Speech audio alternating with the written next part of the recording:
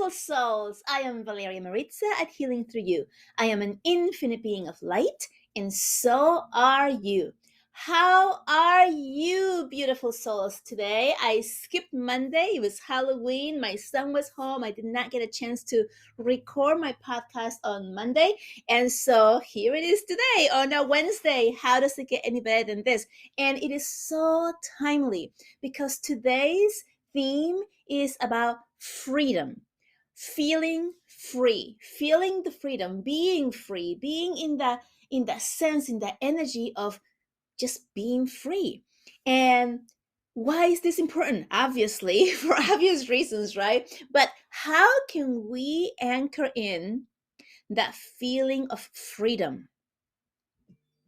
Right? So children are usually not very free. They're always being told what to do, what not to do, what they can and what they can't do, for obvious reasons, because we're trying to protect them. But at the same time, they're so easy to go back to the self. They're so easy to go back to their center and to their true being, which is this divine being of light that they are as they are born, before we adults take all of that away from them by denying what they came in knowing, right? But this is why they become so incredibly um, resilient and why they forgive so quickly, right? All of this happens because they are connected with the divine much more than we adults are.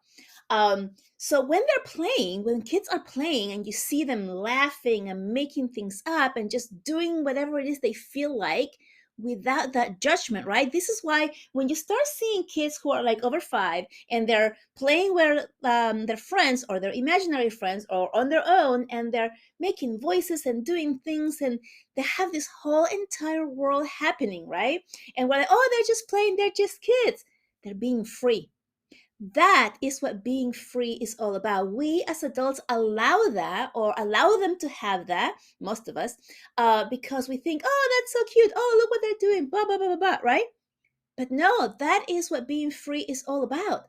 Is being able to be yourself, being able to express yourself, being able to say the things you want to do, move in the way you want to move, say the things you want to say out loud in your head, whatever. All of those things that you see in children doing as they're doing their own plays, their own games, their imaginary friends in their own imagination, they're doing it because they're being free. And here is the key: they are not being judged by us adults, right? Kids are not judged by themselves. They don't judge each other. Kids, they just go into it. They just play, right? But it is us, the adults, who start to judge. We allow this in kids because, quote unquote, they're kids. But if you, as an adult, wanted to immerse yourself in play, come up with things, talk to the imaginary friends, roll on the grass, say things, whatever, you would 100% guaranteed be judged by other adults, not the children.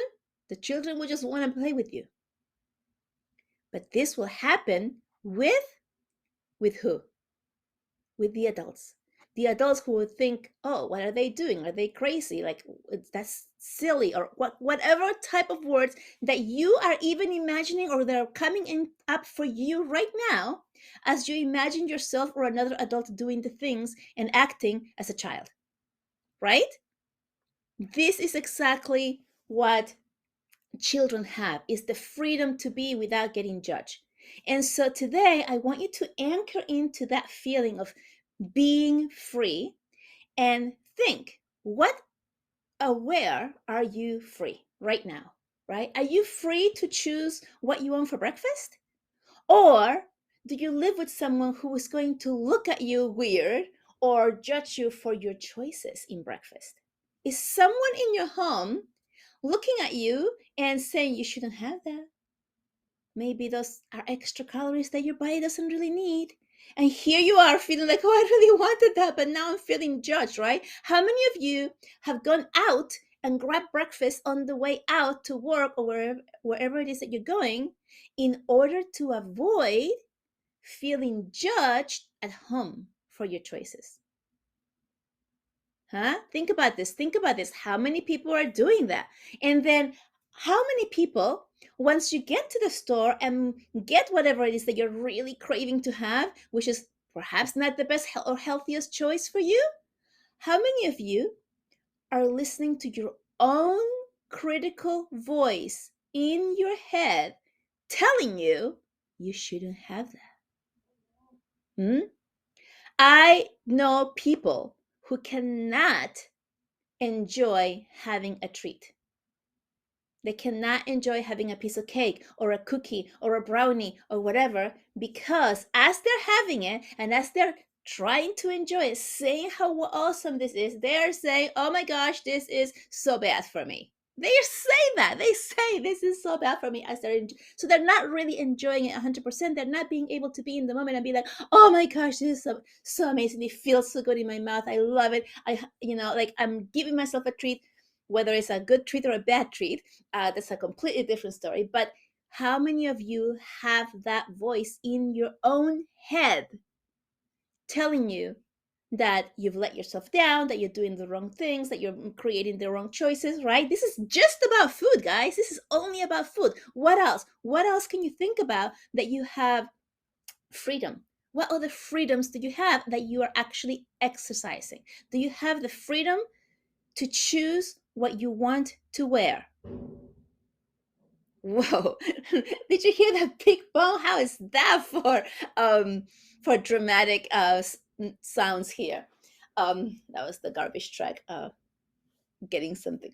Anyway, how many of you have the freedom to wear whatever it is that you want? How many? Think about it. Think about it now. If you have a job where you have a uniform, you obviously do not have the freedom to choose what you want. If you have a job where you have a dress code, you don't have the freedom to choose and wear what you want, right? Right there, I'm eliminating, I would say, it's at least 60% of everyone, right? What about if you want to express yourself in a specific way with your clothes, with the colors, with your choices, but it is not proper, right? Okay, let's think about all the people in different countries, right? Where, for example, where is that? In Iran or any other country in Asia where women are required to wear coverings, right? And then underneath the coverings, they have their clothes, right? They're not allowed to have that freedom. And that's very restrictive, right? But here, where you are, if you feel that no, that's not true for you and you have the freedom, are you really free to wear what you want? Can you wear something really revealing or really sexy if, let's say, you are over 30? And I'm being very controversial here because it is the eyes of people who are judging us, right? That create that thought and that feeling that it is not proper or I can't do that. I can't do that. It is a sentence that comes up from your wonderful, beautiful ego who is trying to protect you and keep you safe, right? So really think about this. Are you actually free to choose what you want to wear and go places with it, right? Not just like wear it at home in your bedroom when there's nobody there and no one gets to see it, but like wear whatever it is you want outside, right? Being bold, feeling joy because of what you have. I bought this pair of shoes a couple of years ago. They are fantastic, amazing shoes. They are multicolor. They have flowers on them. They look like handmade shoes. They probably are. I don't even know. But they have like flowers. They have greens and yellows and oranges. They're like just fantastic, beautiful shoes, and I wore them. I wore them to work one time when I was working as a teacher, and the kids were just like, "Oh my gosh," cracking up, loving on my shoes. The older kids couldn't stop giggling. Giggling at what? At how ridiculous my shoes were, because they liked them, but at the same time felt embarrassed as to like, oh my gosh, what is that person wearing? That person being me, of course, right? Judgment. Is that their judgment, or is that the judgment that was put into their minds by society, by the parents, by the school, by the rules that says certain things are not allowed or not proper for specific people, right? If I had shoes like that, I wish you guys could see them, put on a toddler Everybody's like, oh my gosh, so cute, amazing, right?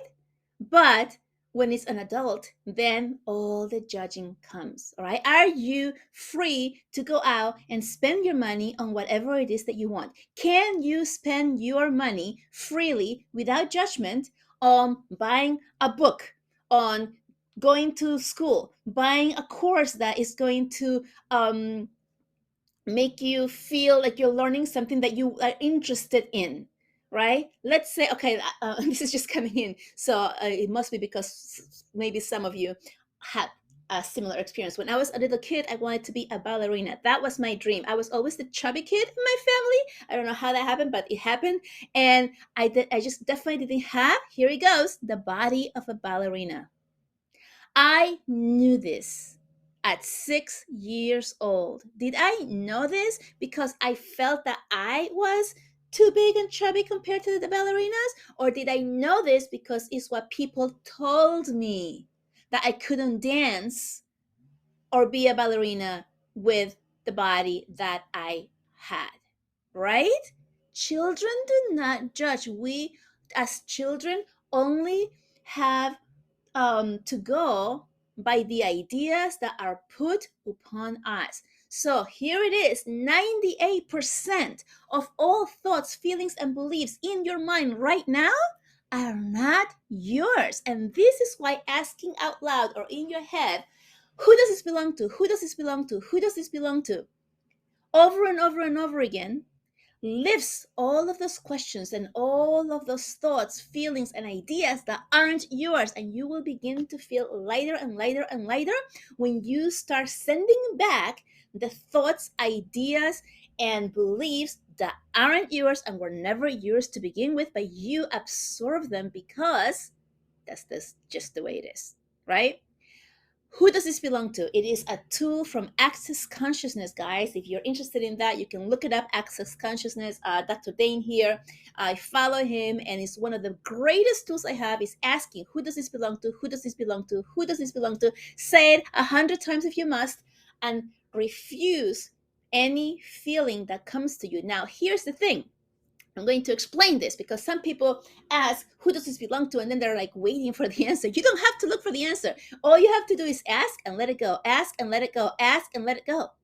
You're not looking to hear an answer or to think about, oh, I heard that from my mother. My mother's the one who put that thought. No, you're not thinking about that. You don't care who it came from. You're just saying it to lift it from you. It doesn't matter who it came from. Just say it. Who does this belong to? All of those thoughts and ideas lift, and then you are left with you and your thoughts and your ideas, which doesn't happen very often. This is why, ladies and gentlemen, I was going to say boys and girls, too many years of teaching. This is why meditation and going back into the cells and calming your mind is so important, because it is the only time that we get to actually be with us during our busy day, right? Now, here's another thing. If and when you take, let's say, a walk in nature, and I'm talking about you on your own, by yourself. I'm not talking about if you have kids, with your kids or with your husband or with your friends who are babbling around. I'm talking about just taking a nice, beautiful, quiet walk in the woods all by yourself. Once you are in the woods all by yourself, your mind calms down, because the trees, the plants, the bushes, they're not talking and they're not giving you any thoughts. They are just pure, true, divine beings of light.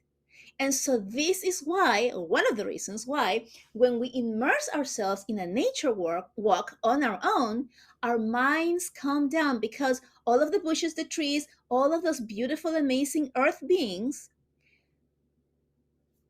stop the noise. They stops the noise of the other people, of all the other beings around you that are giving you their thoughts and ideas. This is why you feel so amazing. Same thing if you go to the ocean, if you immerse yourself in water, if you go to the mountains, whatever it is that you do that has to do with nature. But the key here is to do it on your own, or to do it with a group of people that is actually doing all the same thing, which is just meditating and just being in the spot. Oh my gosh, I apologize. There's like so much noise outside my house today. Like, how does it get any better than this? Okay, so I apologize for the background noise here today. But this message is just really coming in strong, and I just needed to get it out. Yeah. So this is why when you go into nature like that, you feel so great and refreshed, is because you are able to feel who you truly are. You're able to feel who you are, what you want to do. You're able to connect with you, right? Without all of the judgments and all of the thoughts and ideas and limitations that are coming in from other people. That's why it's so important as well. So you can do that. That's your meditation right there, guys. You don't have to do it the other way at home and find 5 minutes to just relax and breathe. Although it is very, very useful as well. But that's why it's so useful. And so again, I ask you, where are you free? Are you free to choose what kind of food you're going to cook for your family? Or do you have to, or are you thinking that you need to cook something that the people in your family would like, that is not going to be rejected, that people are going to be happy by your choices of cooking it? Are you cooking for you? Are you cooking for them? Are you free to choose what you do? Where in your life are you free right now? If you are having a hard time finding true, pure happiness of freedom right now, I encourage you to start writing. Write down in a journal. If you haven't already started doing this, start writing your feelings, your thoughts, your ideas into this book. If you have no support at home or no one around, let's say you live by yourself and there's no one around for you to talk with or to share your ideas, or there's nobody around that really gets you, or you believe are not going to accept you by your radical ideas of free thinking, then get yourself a book or just open up a document on your computer and start typing your ideas, your thoughts of freedom, your dreams, your ideas, whatever is coming up, just write it down, and allow yourself to be free, at least in this one part, at least in this one way, right? Allow yourself to be free. And then from there, begin to anchor into more ways, different things that you can become free yourself. I hope that this has helped you guys. It is coming in so strong. It is so needed. I love you so much. I hope you're feeling free today. Allow yourself to be free. Allow yourself to dream, to be, to love, and just to give more of who you are, your true self, your true divine being of light. Give that light on to others so that you can also help others become as amazing, loving, and open as you are. And with that, my loves, I let you go. Have an amazing, great day. Oh my gosh, and before I forget, today is the last day, today, Wednesday, last day for you to sign up for my free miniature virtual retreat, which is happening tomorrow about this time, so about 24 hours from now, right? It starts at 11:30 a.m. Eastern Standard Time. If you cannot make the live, sign up for it anyway. I will send you the recording. You can do all of the exercises with the recording when you have the time at home. Sign up for it. It's going to become a paid session after the fact. So sign up for it now, get it for free. It's going to be amazing. It's going to be so powerful. I really encourage you to do it. And the link is going to be in the comments there. Or not the comments, or just the description. All right, guys, I love you so much. Please share, and like and subscribe and all of that stuff. I love you so much, and I will talk to you soon. Bye bye.